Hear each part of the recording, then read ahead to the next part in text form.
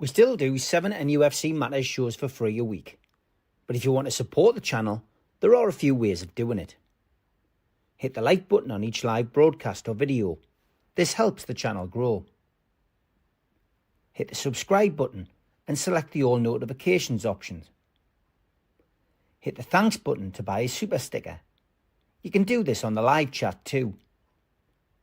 You can also join our Patreon page or buy us a coffee at the link in all of our video descriptions below. We are also looking for sponsors. If you want our latest advertising rates and how you can get involved, then email John at nufcmatters1892@gmail.com. Thanks for watching.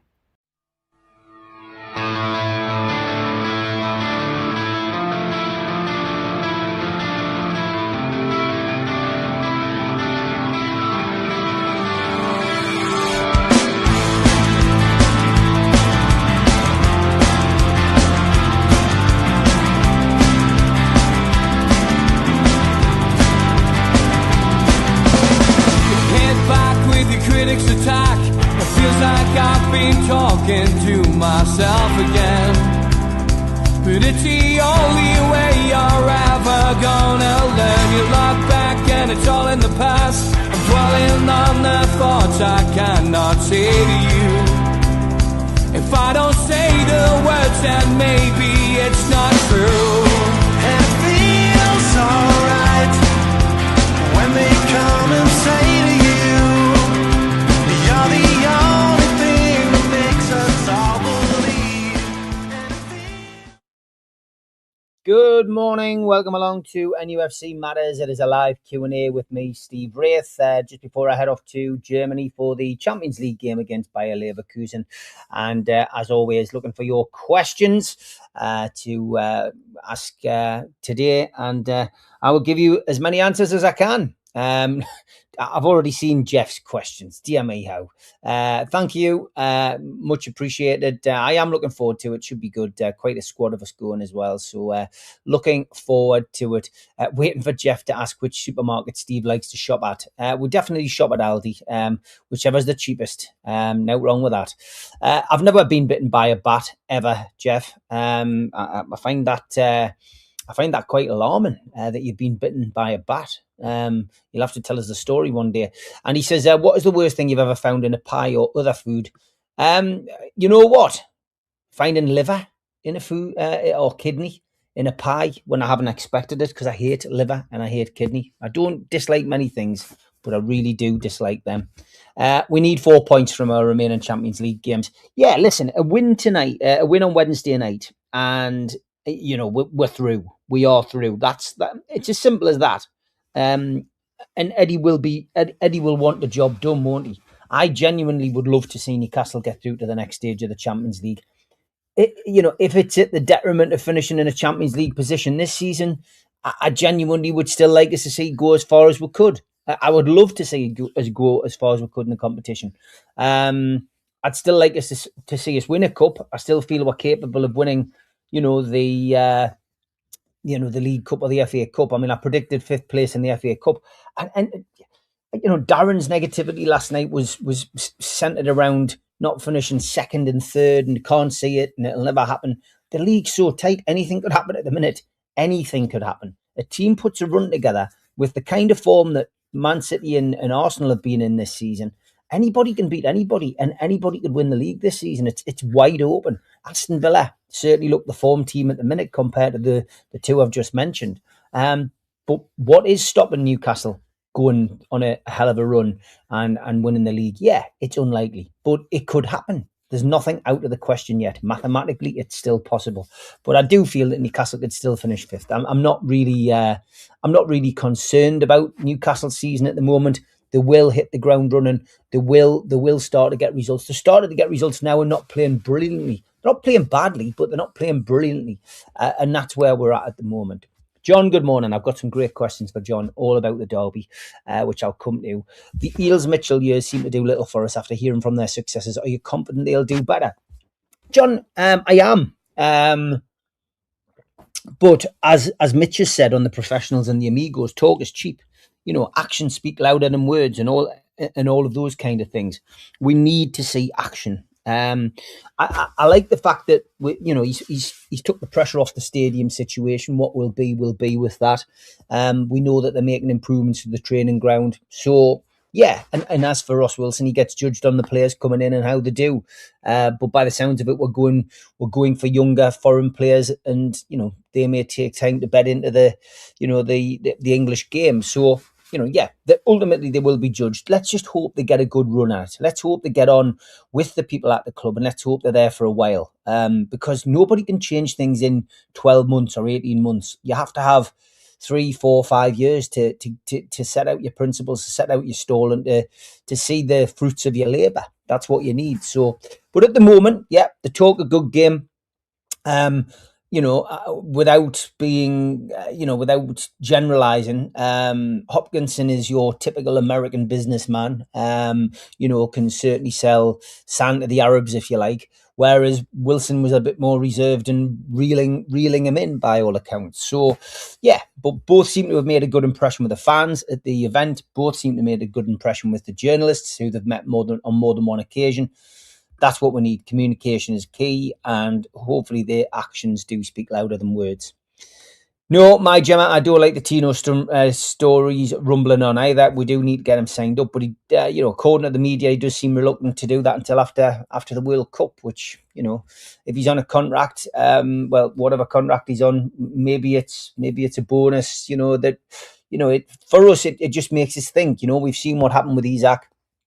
You don't really want to lose Tino, but I guess in our position, we've just got to accept that it could still happen. It could still happen. We seem to be linked with Alan from Brazil at 28 million, but he's not played for his country. Might be hard getting a visa for. Yeah, I mean, these players that we seem to be getting linked for, I'm not really sure on their availability or their capability. And it would be nice to see us sign a forward. I don't think we'll be signing Ivan Toney back, which had been rumoured. After what we've seen in the media over the last 24 hours. But yeah, we need another striker in. Somebody who genuinely can come in and take the pressure off Valdemar and Wissa and share the load, because by all accounts, if you believe the media, Asula's on his way. So we will have to wait and see.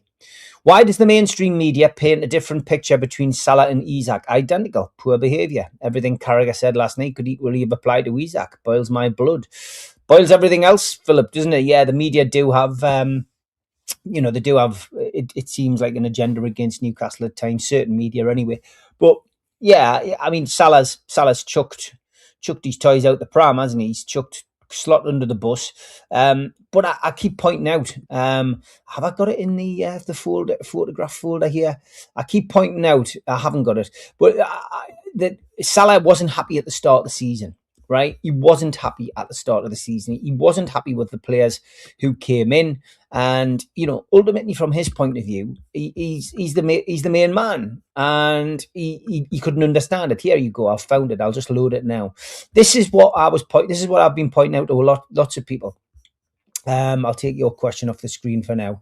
How about we celebrate the great signings without disrespecting the Premier League champions?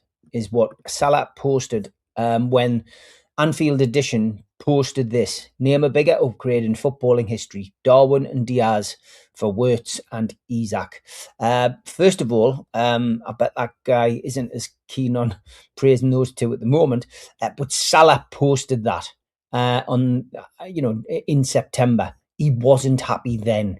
So nothing's changed. This was as obvious as the nose on your face that this was going to kick off. And how Slot didn't see it, I don't know. He must have seen it, but he must have thought it would have passed over. It hasn't. It's festered. It's got worse, and Liverpool are suffering the consequences of it. It's awful for them. It really is. And I don't wish badness on Liverpool. I've often quite liked Liverpool. Liverpool were the team of the 80s, and I didn't hate them like I didn't like there was a complete dislike for Man U in the 90s because we were up against them.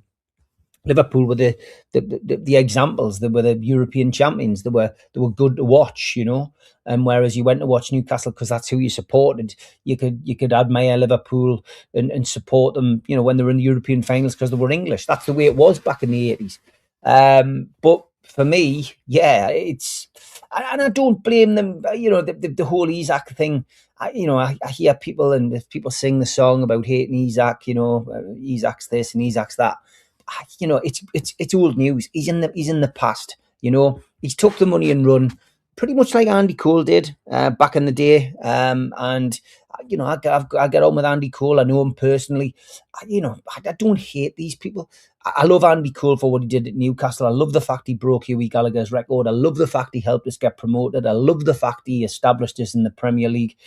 But likewise with Isaac, I love the fact that he gave us 3 great seasons, scored lots of goals, which I'll remember forevermore, and he won us a cup final alongside the other 10 players he played with.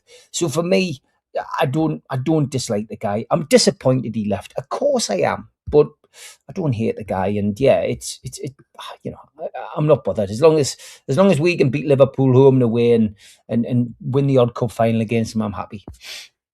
Roger, morning. After the FA Cup draw last night, lots of Premier League doubles. Are you more confident? Well, like I said, Roger, at the start of the season, I predicted 5th place in winning the FA Cup. I didn't expect us to get as far in the League Cup, but here we are in the quarterfinals. It's early days. It's the 3rd round. It's not the quarterfinals or the semi-finals. But yeah, you're right. There's been some Premier League doubles and a lot of Premier League teams going out. Unfortunately, the big guns have got they've got draws against pretty easy opposition, you would say. So the Man Cities of this world, Liverpool's of this world, have got an easy draw. Newcastle haven't. We've got a Premier League double. We're playing Bournemouth, who are a difficult team for us to beat. But you know what? I think we'll beat Bournemouth, and I think we'll go through. I think we'll progress. So, yeah, hey, a cup double would be nice, wouldn't it? A cup double would be nice, and to go as far as we can off the furthest we have in the Champions League. That would be fantastic. A Tino departure would ruin any confidence in the new administration at the club. Got to keep them simple as that. I don't know whether it would ruin it. It depends on who you bring in and whatever. We've just. If the Isaac situation taught us anything, John, it taught us that we are susceptible to losing a big player. It's what you do with the money, and it's how you improve the squad and the team. And that's it. But yeah, I don't want to lose Tino. I don't want to lose Lewis Hall. I don't want to lose Malik Chow. I don't want to lose, Voltemada. I don't want to lose Tonali. None of those players do you want to see leave Newcastle United. To say one decision would ruin the trust in the administration or the confidence, I'm not so sure. There's a lot of football to be played yet, John. And where we finish will play a big part in what players such as Tino and Tonali and Hall decide to do. And let's remember, they are on contracts at the minute, so there's no immediate concern. It would be nice to tie them down, but if you tie them down, of course they're going to want more money, because we've seen the change in the team and the team's performances with those players coming in. They have got a bargain in hand, really, at the moment. Looking ahead to Sunday, I hate the derby. Nervous about this one. If the lads play to their best, we win. Any low part performances could cost us. And I don't think that's a bad assessment, my Gemma. I genuinely think that I think you're right. I think that Newcastle need to be on that A game. I think we really do need to be, picking that team that's, that isn't going to let us down. Ramsdale, of course, we know will be in goal. He plays Tino and Hall, doesn't he, at left and right. He plays Malik Chow and Dan Burn at centre half for me. He plays on the left. He's, on form, you would say pick Barnes because of the goals, but he could be a better impact sub in this particular game. So maybe start Gordon on the left. On the right, start Murphy. He knows what it's all about. He's a Newcastle fan and, has got great assist on that right-hand side. In the centre, of course, you play your 3. You play your Tonali, your Bruno, your Joe Linton. And up front, you start with Voltemada. You don't start with Wissa. It'll not happen. Wissa will come on as an impact sub as well. But you've got players that can change the game. You've got your Harvey Barnes. You've got your Wissa.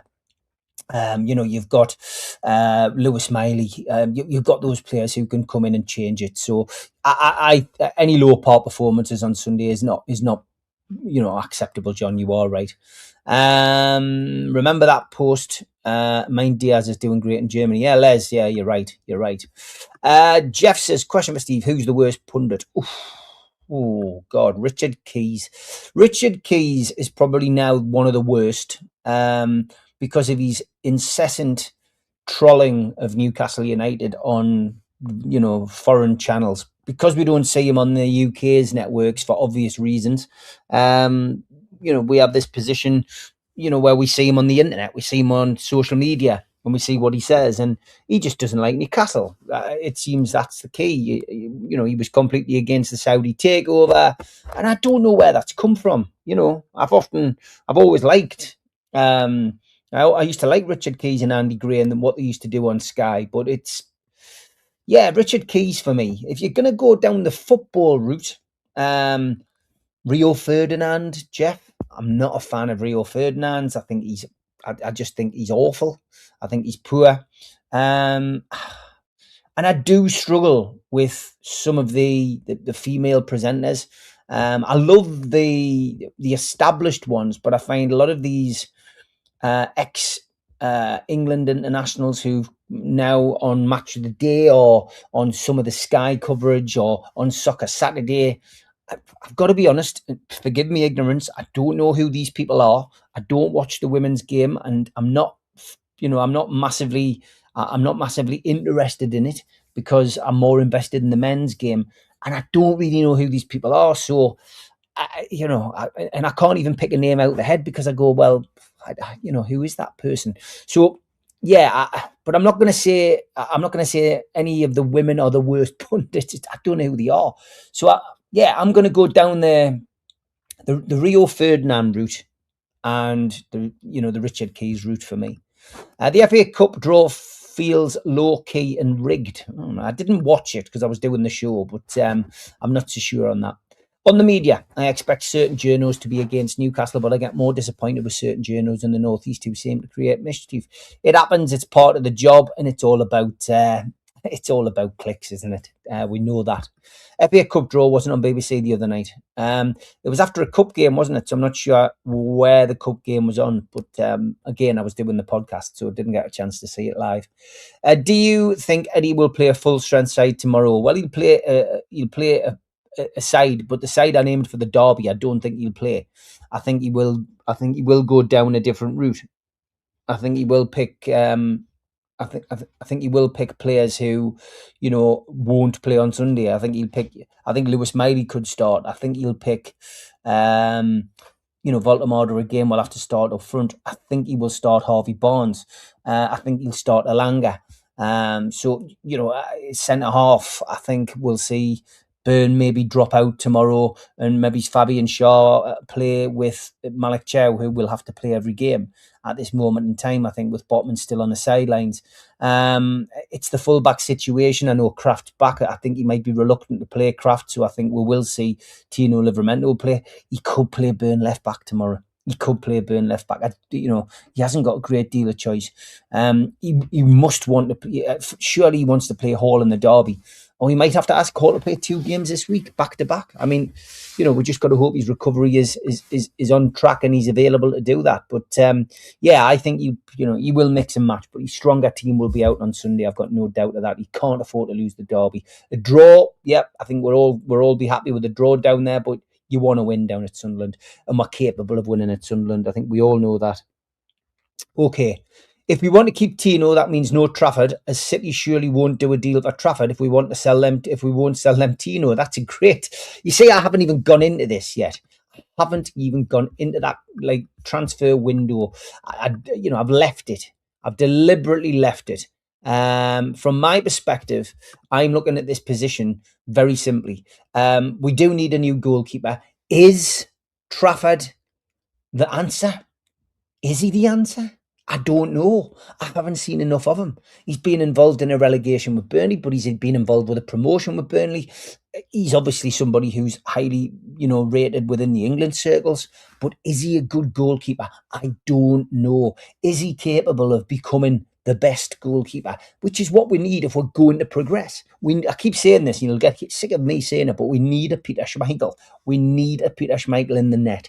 And that's what we need. We need a guy who can dominate the box, not come out and flap at corners, not somebody who goes down in installments, and let the ball past him. Not somebody who doesn't have the confidence of his back four. We need somebody who people go, that's my keeper. That's what we need. Somebody who could captain the team. And I'm not particularly a fan of goalkeepers captaining teams, but that's what we need. We need a leader in the sticks. Difficult to come by. Not many of them about. That's what we need. But that's a good point, Blue Rhythm Boy. That's one to watch. Absolutely vital the club learn the vital lessons from Isaac Shambles. You've said this before, John. You need the right, proper people involved in contract negotiations. Keeping our best players is crucial going forward. And that's what Ross Wilson will get paid to do. That's what he will get paid to do. So there we go. Shame no one really watched the draw live and hidden away on TNT. Well, people will have watched it, I guess, but we, as I say, we were doing the show, so I don't know. Have you given your thoughts on Salah's interview? I haven't, but Mo Salad, of course, as Jeff affectionately called him last night. He tossed his name aside and gave him the name of Salad. See what I did there, Jeff? Anyway, have I given me thoughts? No, I haven't. Listen, I watched the interview, and it as soon as you saw it, you knew the meltdown that was coming. He is very, very good at speaking, isn't he, Mo Salah? He is very good at getting his point across. And what the summer taught us was that if a footballer isn't happy, he can tell the world he's not happy now, and he can essentially, force a move or force his hand, force the club's hand. So it's who blinks first now. What happens now with Mo Salah when he comes back from the African Cup of Nations? Will he get it? Will he get picked? Will he get picked in the squad for the last game before the African Cup of Nations? It looks highly unlikely. But if you are made promises and you are promised X, Y, and Z, and the club renege on that, how else does a footballer get his message across? Because fans will start turning on the player, and I guess his legendary status becomes questioned. If things aren't right in the dressing room and it's the manager's fault, he may be doing this for the good of the club. Is he doing it for the good of Mo Salah or the good of the club? That's the question. Very eloquent, though. Very eloquent. Very good speaker. Got his point across well. Lit the blue touch paper and watched the fireworks go. And it's a fascinating story in another, complicated mess that Liverpool have created themselves by the looks of it. But one thing's for sure, you can't put big names into a dressing room and expect them to all get on. This is where Newcastle's got it right. Eddie Howe creates that dressing room atmosphere, and what he has done, he has really become the person who he's a good coach, but they're good man managers. Him and Jason Tindall and Graham Jones, they're good man managers. And for me, that's very, very important. But at Liverpool's dressing room, they've chucked Ekitike in, who we know is, a bit of a flip-flopper, coming to Newcastle. Now he's not, goes off to France, bit of a flip-flopper again. He's coming to Newcastle. No, he's not. He's going to Liverpool. But he looks the kind who, in the words of Super Mac about Terry Hibbert, could cause an argument in an empty room. And that's what you've got Isak there, who we know now. We know with the real Alexander Isak. Please stand up. Well, we've seen him. We know what he's like after what happened in the summer. So you're chucking those two into the mix with Mo Salah, who's had it all his own way, always been somebody who is a great player. When he went to Liverpool, he's made his career at Liverpool. He wasn't so good at Chelsea, remember, but he came to Liverpool. He's become a legend, done everything you can at Liverpool, but he's got his nose pushed out the joint. And he doesn't like it. He got the contract he wanted. It was a will he, won't he stay. He stayed. He's committed. Could have gone to Saudi and got the big bucks. He's feeling as if he's being crapped on from a great height. That's where we're at. Interesting. Massively interesting. I'm glad it's not us in the public spotlight with this one. Good thing about Tino to City Centre is that I think there's a bit of rivalry between Saudi and UAE, and our lads hold the aces. Okay, it's the old cold balls trick in the draw. Says Jeff, the FA Cup draw was held at the other St James's Park in Bratley, and they lost. Yeah, very good. Historically, Trafford has a good record, but has huge potential. But so have the keepers. Yeah, Les, that's a good point. Good callback, Steve. Mole salad. Yeah, okay. There's all the talk about the goalkeepers, but how many Schmeichels are there out there? The two we have at the minute are decent, but hopefully we can upgrade at some stage. It's a pity we couldn't combine them. I think somebody said that the other night. It's a pity we couldn't combine our two keepers, because I think you'd have the perfect goalkeeper then. Trafford isn't the answer for us. We need to look elsewhere, says Darren. Goalkeepers, I would look at Belgium or France for someone over Trafford. Yeah, good shout. Has Schmeichel not got a grandkid yet? Do you not think their FA lost its prominence once the top clubs chose to break away and form the Premier League, and then the Premier chosen few took over, backed by the likes of Sky. It was always going to cause problems, Stephen. I've got all the back issues of the number 9 fanzine I wrote, and the Mighty Quinn and Talk of the Tune. I've done so many fanzines and editorials over the years, but I wrote a column just saying I felt like the bubble would burst, football would kill itself and eat itself. It's created a monster it can't control. How wrong was I? Here we are in 2025 and we're still going strong, and I never thought I'd see players go for hundreds of millions of pounds, and I never thought I'd see football get 250 grand a week, making £1 million a month. Where does it all end? Will it ever explode? Will the game kill itself and eat itself? Will they run out of money? Well, I can't believe that all this money is generated. It's absolutely crazy. But yeah, the FA did lose its prominence over the top clubs. Salah calling out Carragher didn't go down well. Yeah, I mean, Carragher's a funny one. Saw him the other night because I got invited into an executive box for the Spurs game, and he was coming in. I've got no interest in speaking to Carragher, but he's one of these people who grinds on you. I've met him again. I met him briefly when he was with Rafa, and he is what you see, on TV. There's no airs and graces. He's exactly the same as he is on TV. But yeah, I know exactly where you're coming from. Still love to win the FA Cup, but it's lost the magic it once had in the 90s and 80s. And that's because it's not kicking off at 3 o'clock on a Saturday afternoon and we don't have all the coverage. Those days have gone. It's in the past and we're never going to get that back, sadly. But I'd love to win it. I'd love to be able to say I was there the day that Newcastle won the FA Cup again. Should a guy on around 350 grand a week behave like that? Does it respect the employer, or is football different so it's irrelevant? If I was a Liverpool fan, I'd be hacked off. But yeah, but it doesn't matter what he's getting paid a week.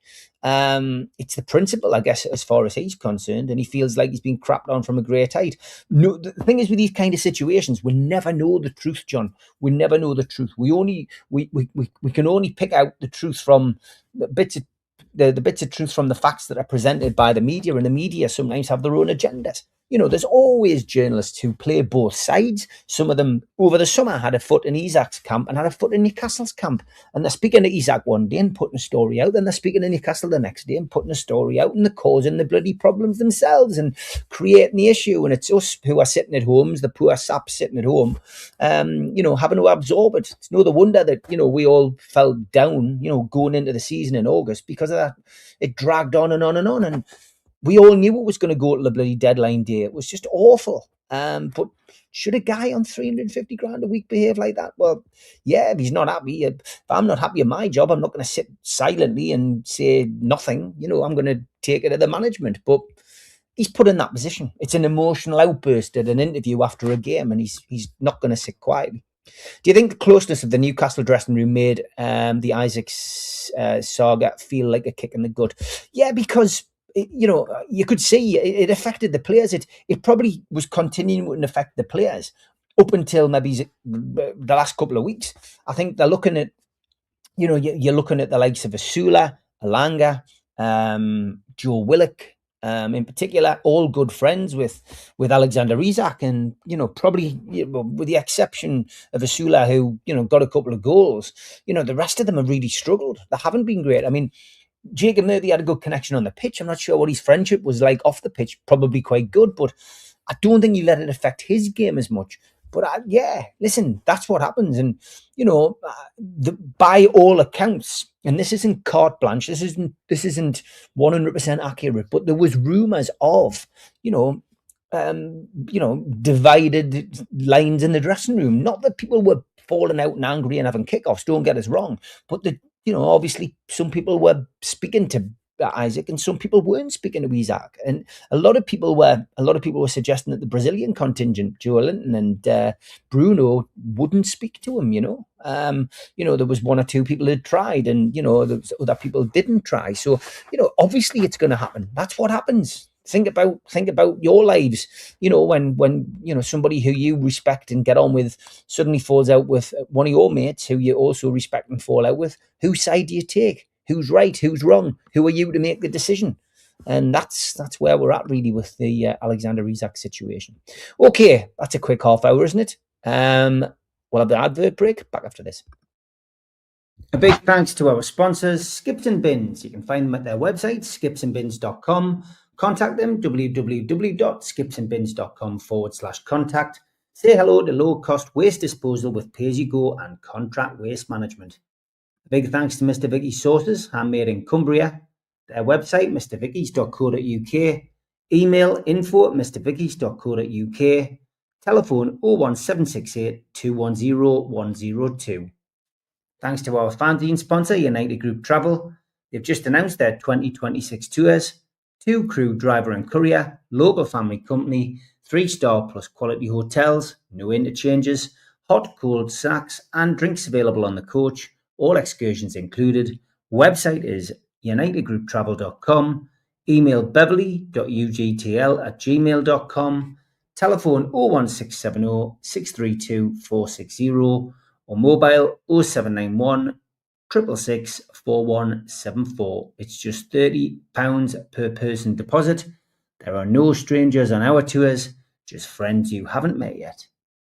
If you enjoy listening to the podcast, you can try us on Sports Social, and that is Sports Social Podcast Network. You can also catch us on iTunes or Spotify or wherever else you listen to your podcasts.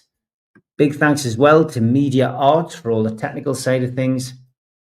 If you want to become a member, you can join as a YouTube member by hitting the join button underneath the video. Don't forget as well, subscribe to the channel. It's free. We still do 7 shows a week. Hit the like button, which is the thumb up, and share to your other social media. If you'd like a badge, a pen, a key ring, and a coaster and a membership card, then you just need to go to our website, nufcmatters.co.uk, and you can become a member of NUFC Matters via the link on our website. Got a couple of events to tell you about. Beardsley, Waddle and Gascoigne are together at the Tyne Theatre and Opera House. That is the 13th of February 2026. Gibbo is comparing. You can get your tickets from the box office at the theatre or give them a ring on 0191 243 1171.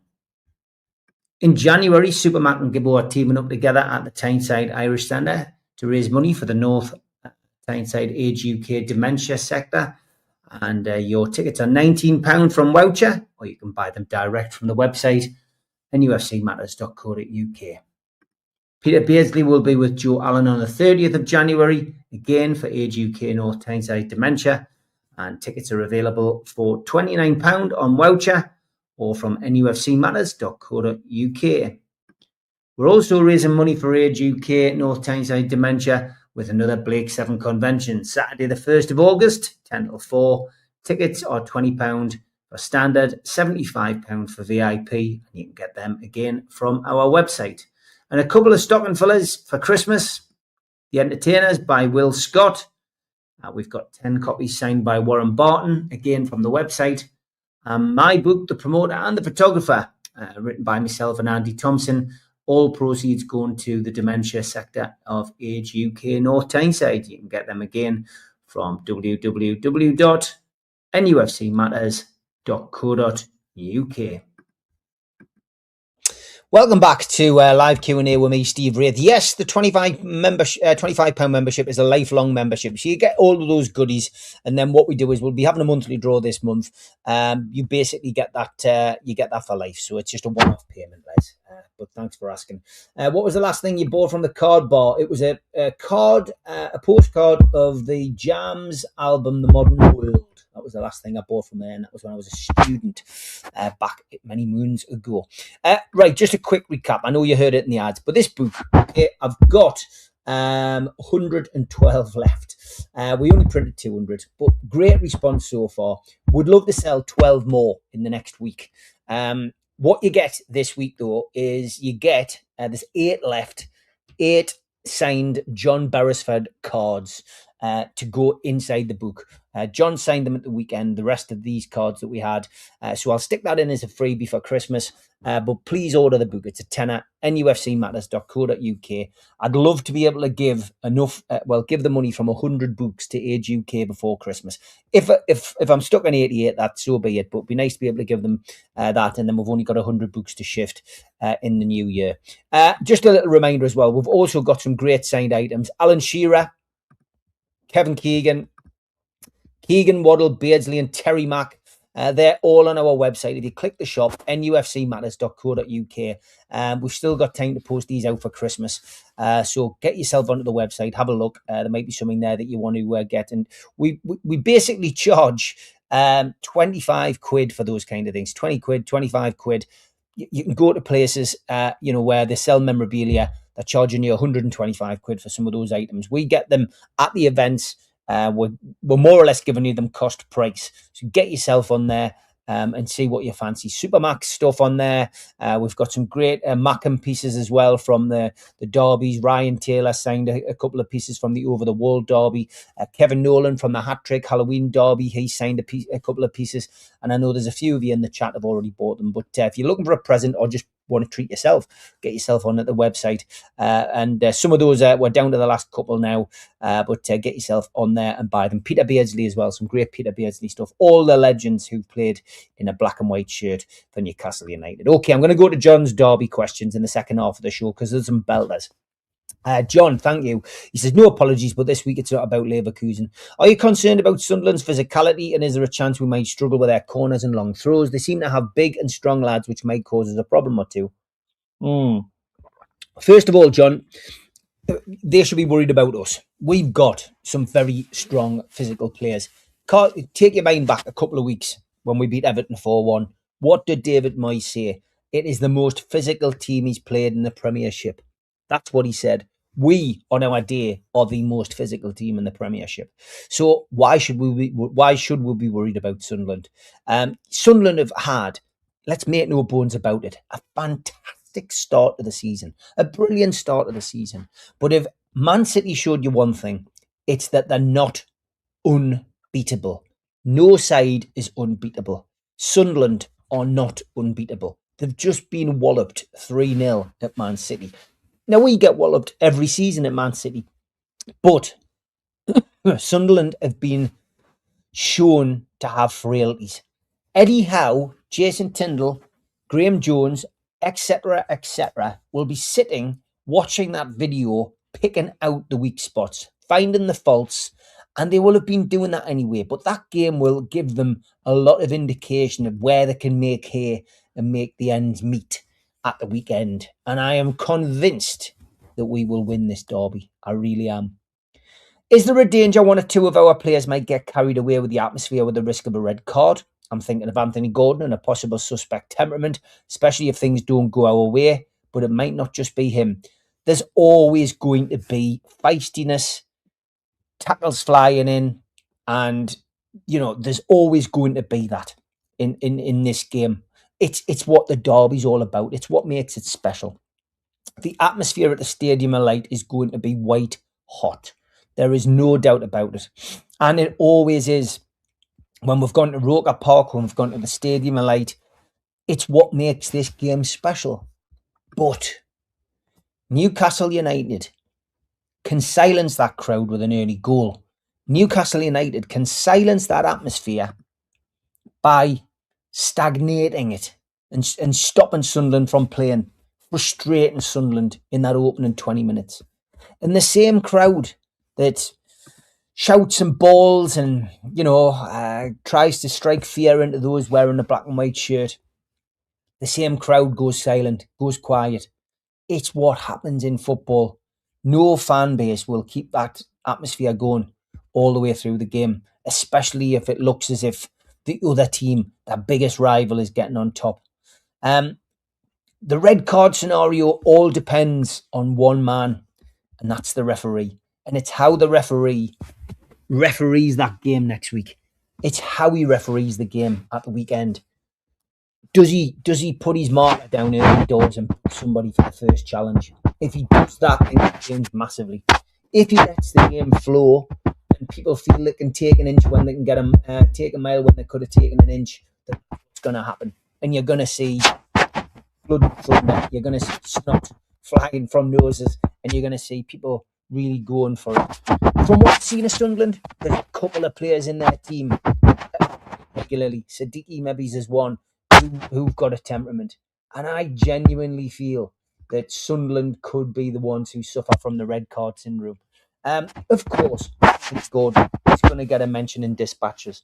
Of course, Joe Linton is going to get a mention in dispatches. But from our perspective, you look at those players and you think they've been there, done it and got the T-shirt. They have played in a cup final. They have played in the Champions League and continue to play in the Champions League. And from my perspective, they've played in the derby. They've been down there. This is what gives us the advantage, right? Our players won't be intimidated by that atmosphere. They've just come back from Marseille, for God's sake, which is 20 times more intimidating than St. James's Park or the Stadium of Light. And I genuinely think that we've got a great chance of handling the pressure more than Sunderland have. So I don't think red cards are a risk for Newcastle, but it will depend on the referee and it will depend on how he referees the game. I think the pro-Mackem crowd might have a huge influence in their favour. Do you think our lads will be able to deal with it? And how much do you think the mental side of our players will be tested? I can't deny I'm a bit worried. I've answered your question already. I don't think it's a big.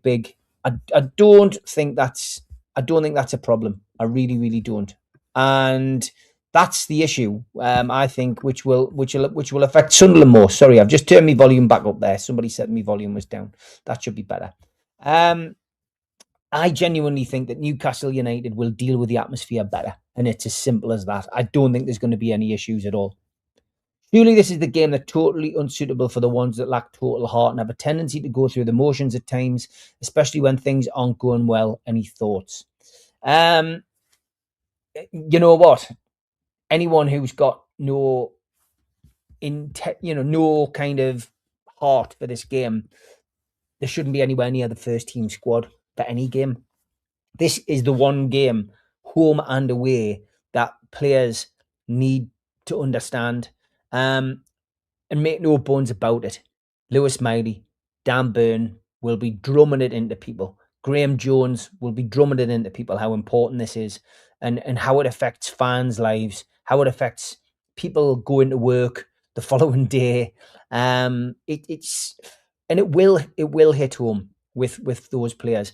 I think when they get there, I think when the bus arrives and they feel the vibes that they're getting from those fans as they get off the bus, they will know that they've come into this huge atmosphere. Those who've never played in it, but come back to it. A lot of the players have played in the derby. They played in that FA Cup game, and you know what?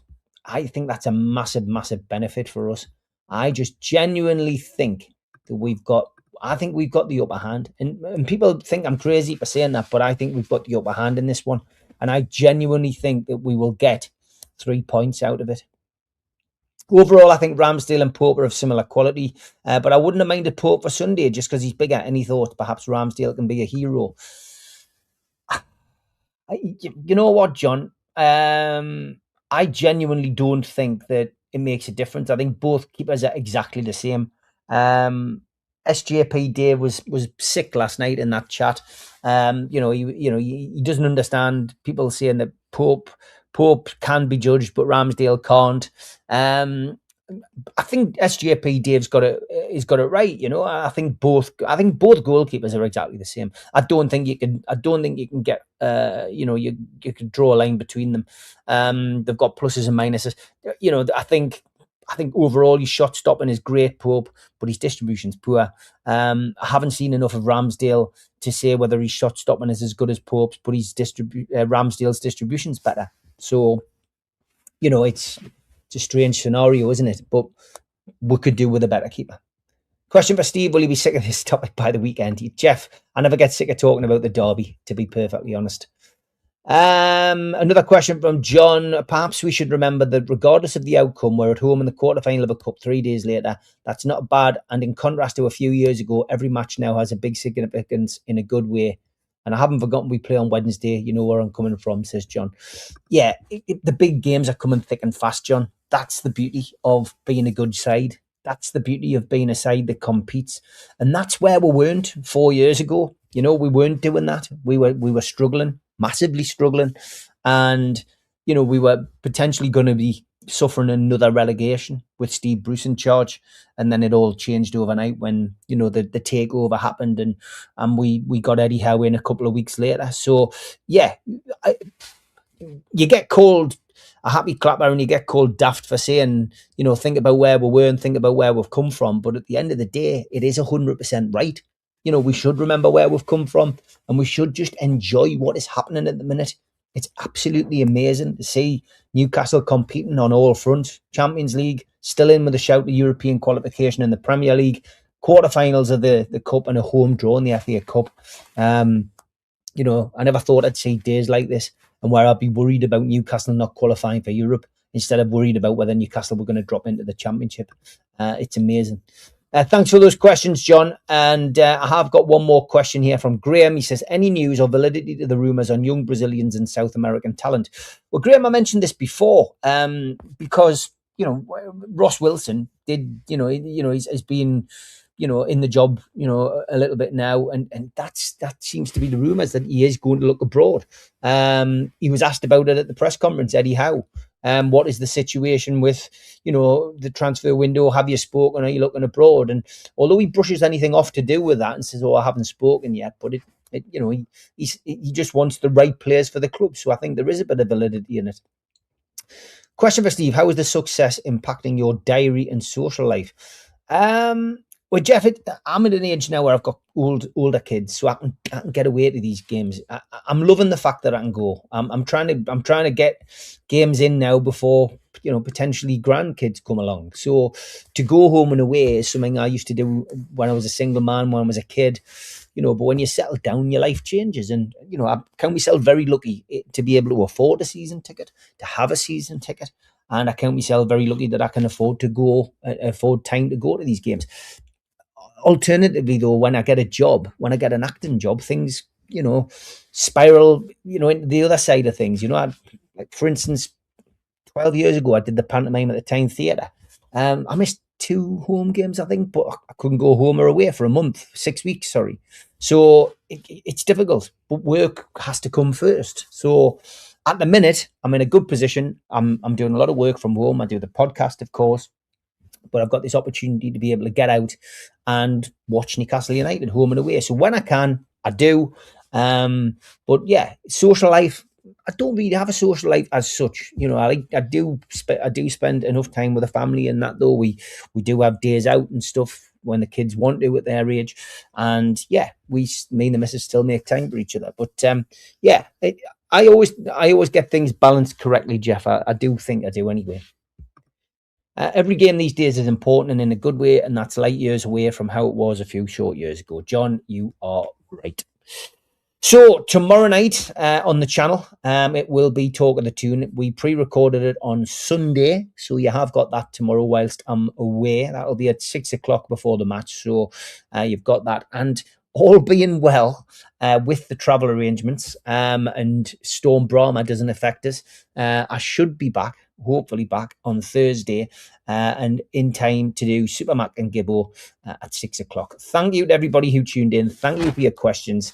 And don't forget, if you've got a tenner spare, go and buy the Promoter and the Photographer book, and I will post it back to you on my return. Take care, everybody. Thanks for watching.